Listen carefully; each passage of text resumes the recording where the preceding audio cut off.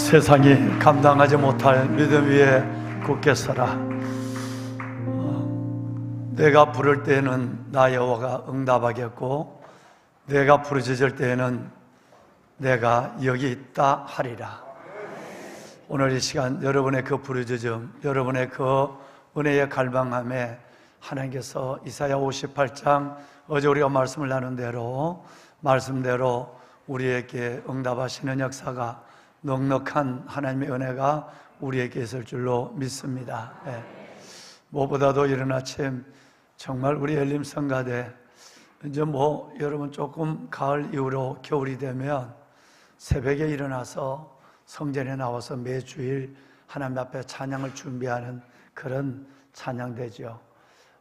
정말 주님을 사랑하는 마음 모두가 갖고 있지만 찬양할 때에 내 삶 전체와 시간을 하나님께 드리는 마음으로 주일 새벽 여러분 이른 새벽에 일어나서 찬양을 준비하고 7시 반 일부 예배, 겨울에는 어두워 그런 시간에 찬양을 드리는 이 마음이 오늘 새벽에도 묻어났어요.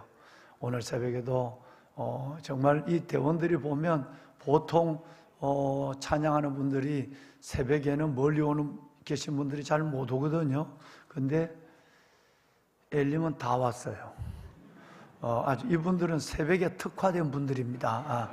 체질화되어 있는 분들이라서 아주 그 자체가 하나님은 믿음으로 보시는 줄로 믿습니다. 다시 한번 우리 이른 새벽 늘 매주마다 그렇지만 오늘 또 믿음에 굳게 서라. 산을 옮기는 믿음, 물을 건너는 믿음, 믿음의 찬양을 드려서 우리에게 믿음의 선물을 대해준 우리 엘림성가대 찬양사역자들로서 박수 한번 할까요? 네, 감사합니다. 네, 감사합니다. 주의 축복이 있길 바랍니다. 네, 감사합니다.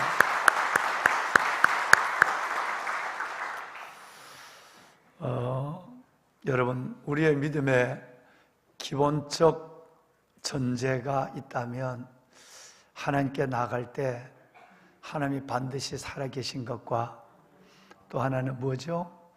자기를 찾는 자들에게 상 주시는 이심을 믿어야 한다. 하나님은 보이지 않지만 존재하시고 예레미야 10장 10절 하반절의 말씀처럼 그는 정말 살아계신 하나님, 참 하나님, 영원한 왕이십니다. 그 왕이 살아계신다고 하는 사실을 전제해야만 우리의 예배는 진짜 영과 진리로 드려지고 기도는 응답되는 거예요.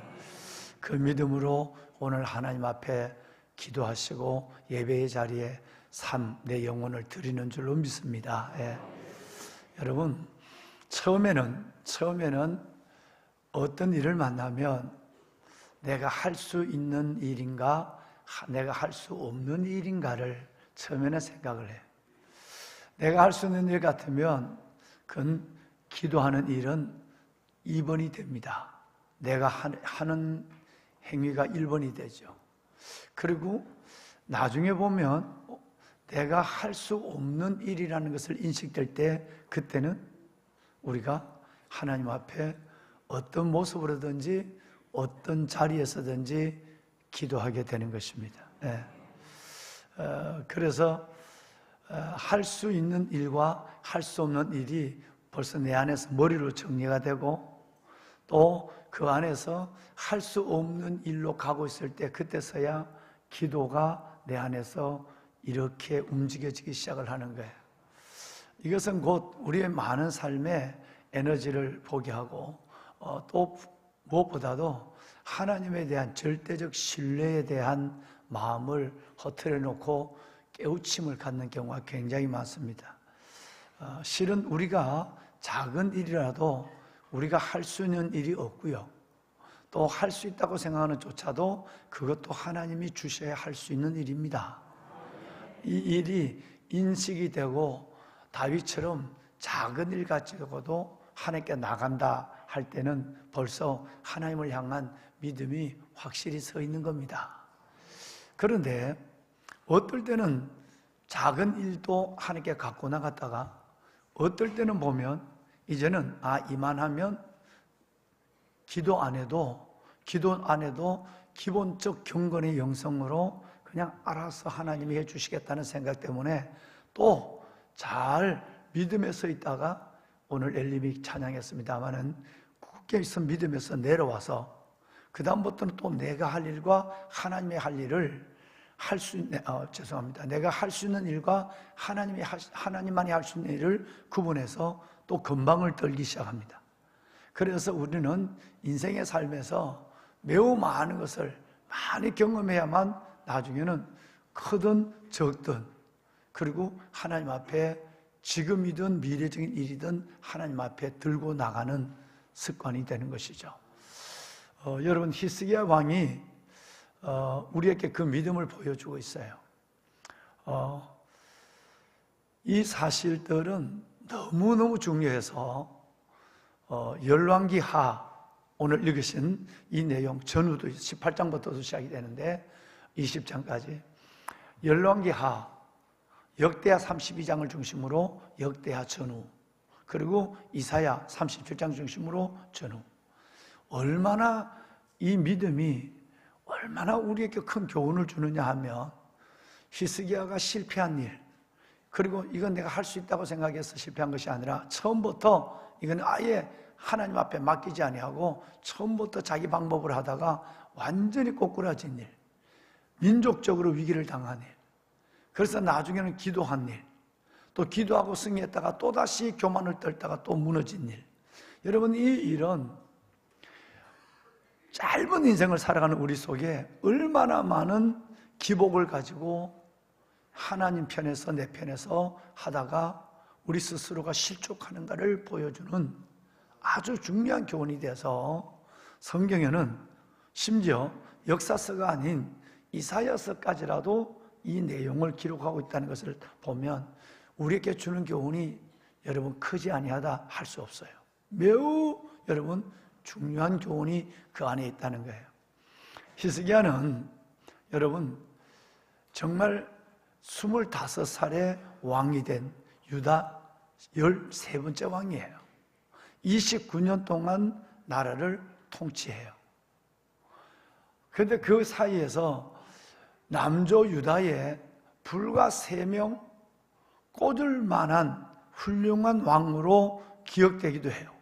그런데 우리가 성경 전체를 펴놓고 보면 워낙 쓸만한 인물이 없으니까 히스기야를 귀하다고 보지만 그의 믿음의 휘청거림과 오늘 성가대 찬양처럼 믿음 위에 굳게 서라, 굳게 서지 못하는 삶의 모습을 보며 우리 또한 이렇게 하나님 앞에 흔들리고 휘청거릴 때가 있구나 라고 하는 것을 깨닫게 하는 아주 교범적인 인물로 여러분 성경에 기록되고 있는 것입니다. 여러분, 히스기야라고 하는 이 말은 하나님이 나를 강하게 한다는 뜻이에요. 이름이 매우 좋죠, 그죠? 하나님이 나를 강하게 한다. 나를 강하게 하는 것은 내가 아니라 하나님만이 나를 강하게 할 수 있다 라고 하는 것이 히스기야 이름의 뜻입니다. 이 히스기야가 제위 14년, 29년 제위했는데 제위 14년에 아수르의 침공을 받습니다. 이 아수르는 그 당시 남조 유대 나라만 침공한 것이 아니라 주변에 있는 모든 나라들을 휩쓸어 버려요. 아수르가 얼마나 우리가 중학교 때 배웠던 아시리아가 얼마나 대단한 나라냐면 완전 쓸어버립니다. 쓸어버리니까 어디까지 왔냐면 중동 지방 전체를, 근동 지방 전체를 쓰는 게 아니라 애국까지 쓸어버리고 그 다음에 유다까지 와서 이 유다의 히스기야의 이 유다까지 와서 46성읍을 점령합니다. 그러니까 국토의 한 부분을 여러분 지금 여러분 하마스 이스라엘 전쟁처럼 한 부분을 놓고 여러분 전쟁하면서 빼앗아가 버리는 거예요. 그러니까 속수무책의 땅 워낙 강하니까 유대나라 히스기야는 군사력도 별로 없고 전투 경험도 없고 무기도 없고 하니까 그냥 속수무책으로 당하는 거예요. 워낙 강하게 밀어닥치고 세상을 휩쓸어 버리니까 히스기야가 뭐죠? 기도조차 안 하고 항복을 합니다. 굉장히 중요한 얘기입니다. 우리는 기도조차 안 할 때가 두 군데가 딱 있어요. 첫째는 요 정도는 내가 할 수 있다라고 생각해서 기도하지 않습니다. 또 하나는 반대로 너무 큰 일을 당할 때 이거는 안 돼, 이거는 하나님도 어찌할 수 없는 거야, 그냥 이건 내 방법으로 해야 돼 라고 하는, 극과 극에 사소한 일이라서 기도 안 하고 너무 큰 일이라서 기도할 마음이 없고 그냥 내리 주저앉아 버리는 거예요. 18장에 보면 열왕기하 18장에 보면 다른 성경에도 다 나와, 이사야서도 나와 있고 역대기도 나와 있어요. 그런데 거기 보면 아수르가 제위 14년에 아수르가 쳐들어왔을 때 모든 곳간의 금과 솔로몬 성전에 있는 문에 발라져 있는 금도 다 뺏겨서 은과 더불어서 아수르 왕 사네립에게 바치면서 살려달라고 빌고 있습니다. 그런데 여기에 믿음의 사람이 25세 왕위의 정에서 믿음으로 살아왔던 그 모습은 요만큼도 찾아볼 수 없어요. 완전히 그냥 한 번에 엎드려 버리고 한 번에 아수르에게 복종하고 성전의 기명과 그 금을 다 벗겨서 성전 문짝에 있는 금까지 벗겨서 갖다 주고 살려달라고 빕니다. 그러면 아수르 왕 사네립이 어땠을까요? 조공을 바치고 빌고 있으면 살려줘야 되잖아요. 그런데 놀랍게도 여러분, 하나님이 아수르 왕의 마음을 반대로 움직여버립니다. 그 시키는 대로 다 하고 죽이면 죽겠다고 얘기하는데, 그런데도 아수르 왕이, 사네립이 돈을 받아놓고 조공을 받아놓고 뇌물을, 여러분 그 은금을 받아놓고 이스라엘 백성들을 두 번째로 쳐들어옵니다. 무엇을 의미할까요? 여러분, 우리가 크든 작든 하나님을 제쳐놓고 사람의 방법, 인간적 방법으로 접근하는 일은 실패를 전제하고 하는 일입니다. 국제적인 힘이 나라니까요. 그 당시에는. 그렇지만 지금도 마찬가지잖아요. 우크라이나 보세요. 국제적인 협약도 관계가 없어요. 그렇지만 관례상 원하는 조공을 다 갖다 주고 살려달라고 빌면, 당신의 속국이 되고 노예가 되겠다고 하면 짓밟지 않는 거예요. 그런데 여러분, 그 많은 걸 받아놓고도 아수르 왕이 유대를 침공합니다. 하나님께서 히스기야에게 너무너무 메시지를 준 거예요. 이건 우리에게 지금 하시는 말씀이에요. 내가 할 수 있는 일과 하나님이 할 수 있는 일을 가리지 마라. 전적으로 하나님께 맡기고 기도하면서 살아라. 큰 일이라도 포기하지 말고 하나님을 의지하고, 만물을 만드신 하나님, 내 인생과 삶의 모든 것을, 역사를 주관하신 하나님을 신뢰하고 하나님께 기도하라. 살리기도 하시고 죽이기도 하시고, 여러분 엎드려지기도 하시고 세우시기도 하시는 그분의 능력을 의지하라는 거예요. 근데 히스기야가 두 번 속지 않습니다. 여러분, 그럼에도 쳐들어왔는 두 번째 사내립의 침공에서는 히스기야가 달라졌어요. 우리 아이가 달라졌어요. 여러분, 정말로 달라졌어요. 완전히 그의 이름값을 하기로 결심합니다. 나는 다시 속지 않는다. 그래서 이제 하나님 앞에 전적으로 맡기면서도 하나님 안에서 내가 할 수 있는 일을 하기 시작합니다. 그래서 여러분, 하는 일을 참 많습니다. 일단은 얼마 되지 않는 군대를 정렬합니다. 그리고 아수르 왕이 쳐들어올 때에 여러분, 성 안에 있는 기온샘에서 절로 나가는 이 물을 막아버립니다.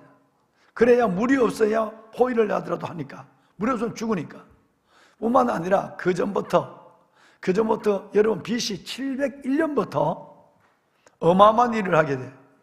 뭐냐면 이 히스기야는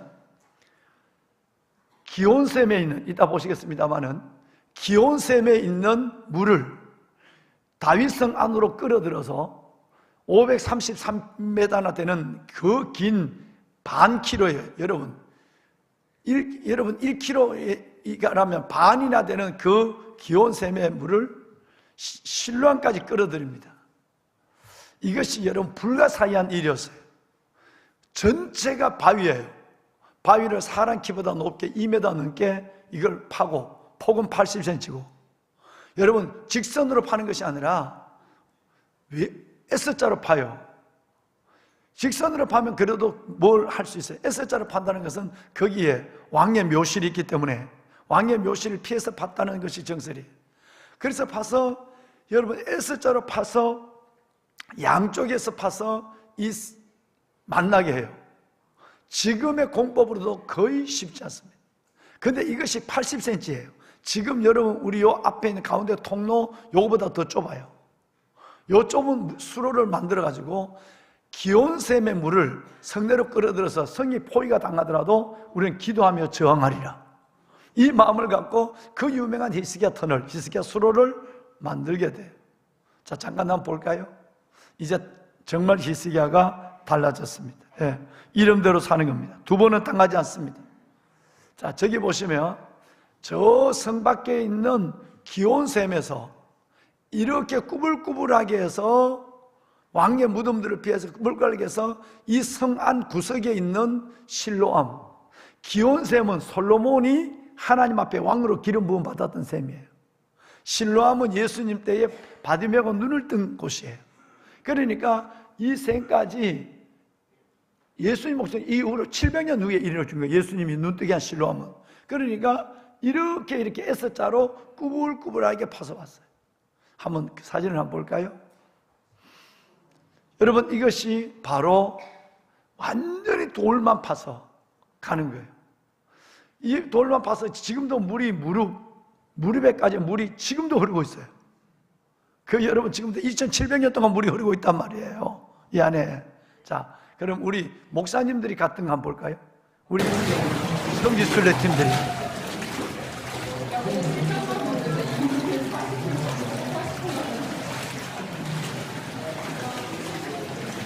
(80cm) 사람이 딱 지나갈 물이에요.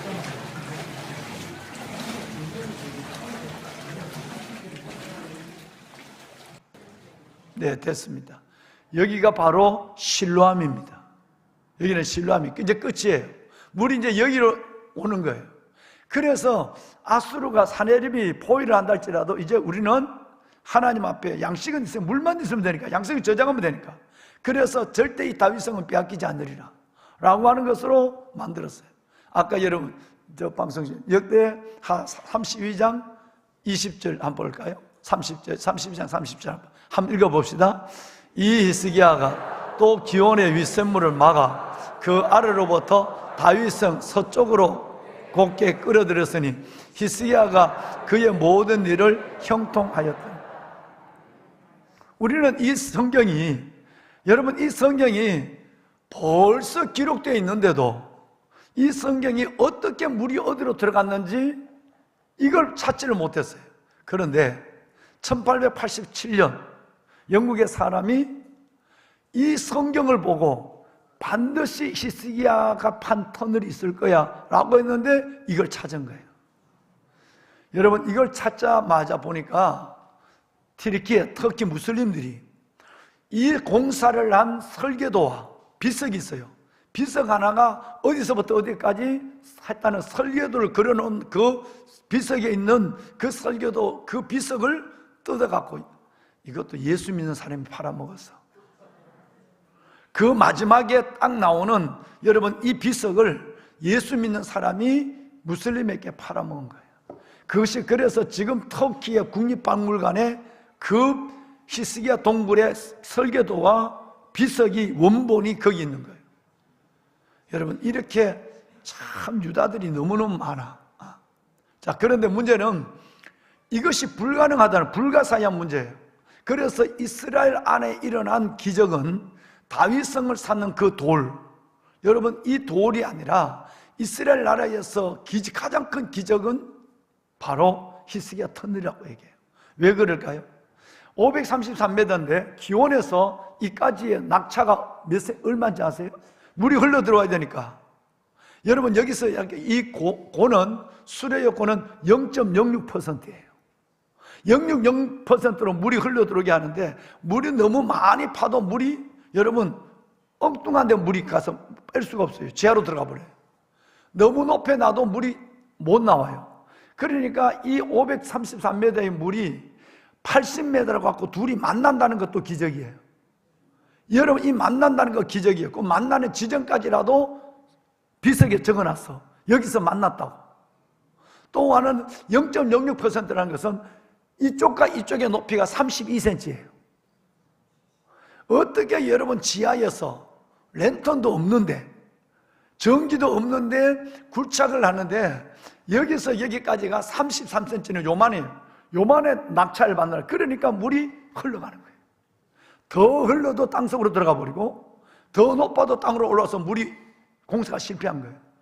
이 0.06%의 이 여러분 이 경사도, 여러분 이것은 지금도 미스터리입니다. 2700년 전에 한 일이에요. 보배로운 여러분, 하나님이 어땠을까요?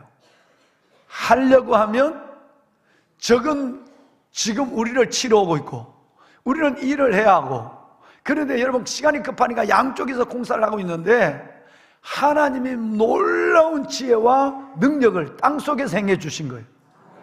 다시 말해서 바닷속에서 요나의 뱃속에서 회개를 더하게 하시고 요나를 세우신 하나님은 땅속에서 히스기야를 하나님이 붙잡으시고, 하나님은 모두에게 당당히 하나님이 지키시는 성이 어떻게, 하나님이 지키시는 백성이, 하나님의 지도자가 어떻게 세워지는가를 보여주고 영원히 우리에게 보여주기 위해서 사내립 여러분 그 침공 앞에 이 일을 하게 하신 거예요.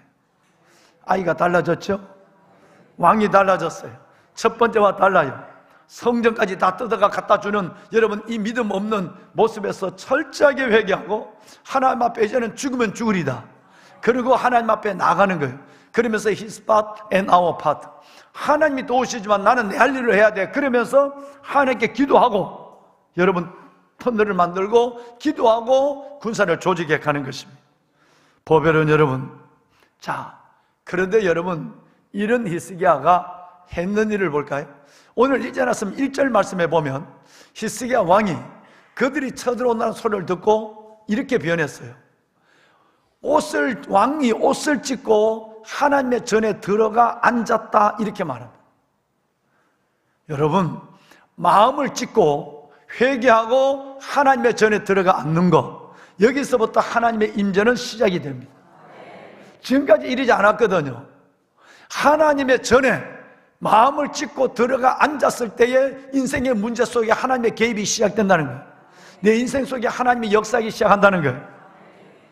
그래서 여러분 이 어려움이 있을 때 자기 혼자 기도하는 것이 아니라 2절 말씀에 보면 엘리야김, 왕궁의 책임자 엘리야김과 그리고 여러분 그 모든 것에 일을 담당하는 기록하는 서기관 셈나, 그리고 무엇보다도 하나님의 제사장의 장로들, 제사장 속에 있지만 장로 유사의 역할을 감당하는 장로들, 이들에게 어떻게 하느냐면 이사야에게 전가를 보내요.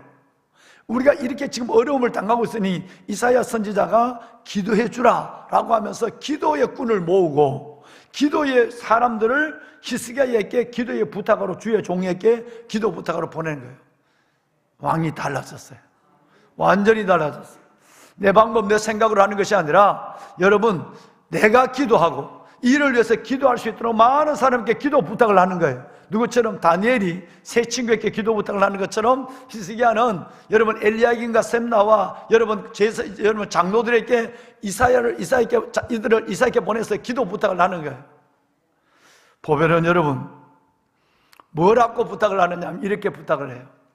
환난과 여러분 징벌과 모욕의 날이 가까웁니다. 아이를 낳을 때가 됐지만 낳을 때가 해산할 힘이 내게는 없습니다 라고, 그러니 우리 기도할 수밖에 없습니다, 기도해 주세요 라고 합니다. 세상에서 가장 고마운 것은 기도해 주는 거예요. 세상에서 가장 큰 봉사는 기도하는 봉사예요. 세상에서 가장 기억될 만한 은혜는 나를 위해 기도해 주는 누군가의 기도입니다. 여러분 정말 기도의 사람들이 될 수 있기를 바랍니다. 이사야가 이 말씀을 듣고 응답합니다. 여러분 6절과 7절에 보면 나를 모욕한 말 때문에 걱정하지 마라, 두려워하지 마라. 내가 한 영을 너희 속에 두어서 그 소문을 듣고 그들이 본국으로 돌아가서 그 사내립에 여러분 그 군대는 바로 사내립에 있는 그 사람들, 특별히 그 지도자는 칼에 죽게 하리라 라고 하나님께서 응답을 해요. 하나님이 기도할 때에 지금까지는 내가 아무리 인간적으로 방법에도 실패하고 더 달겨들고 더 주저앉았지만 하나님께 맡기고 기도 사람을 모으고 함께 기도해달라고 할 때에 하나님께서는 여러분 놀라운 일을 하나님 하게 되는 것입니다. 이 일을 우리에게 보여주면서 걱정하지 마, 하나님 두려워하지 마라, 반드시 너희가 하나님의 손을 보게 될 것이라고 얘기한 거죠. 자, 그런데 이 소문을 누가 들었느냐 하면 아수르 왕 사네립이 들었어요. 항복하지 않고 이사라고 하는 선지자를 통해서 기독군들을 모아갖고 지금 여러분처럼 기도하고 있는 이 모습을 사네립이 듣고는 이제는 하나님을 모욕하고 하나님을 조롱하고 하나님을 대적하는, 하나님을 업신여기는 편지를 써서 여러분 이스라엘 백성들에게 보냅니다. 왕이 이 편지를 지금 받아본 거예요. 편지의 내용은 이렇습니다. 너희는 속지 마라. 너희 왕 히스기야가 하나님이 우리를 지킨다는 말에 속지 마라. 우리가 우리가 지역을 다 다니면서 완전히 휩쓸었는데 그들의 신들을 다 의지했다. 자, 그들이 신들에 의지했지만 그들의 신들이 우리의 신을 이겼겠느냐? 너희가 믿는 야훼 여호와 하나님도 우리가 짓밟은 그 모든 신들의 하나 같은 똑같은 신이야. 그러니까 절대 너희의 신이, 너희의 하나님이 너희를 구원하지 못해. 우리 하나님이 우리를 구원한다는 말에 속지 말고 백성들이 항복하라 라고 얘기하는 거예요. 하나님을 세상의 우상과 잡신의 하나로 두고 여러분 비방하고 있는 겁니다. 보배로운 사랑하는 여러분, 히스기야는 이 사자로부터 온 이 편지를 손에 받아들고 두 번째 하나님의 성전으로 들어갑니다. 여러분처럼 말이죠.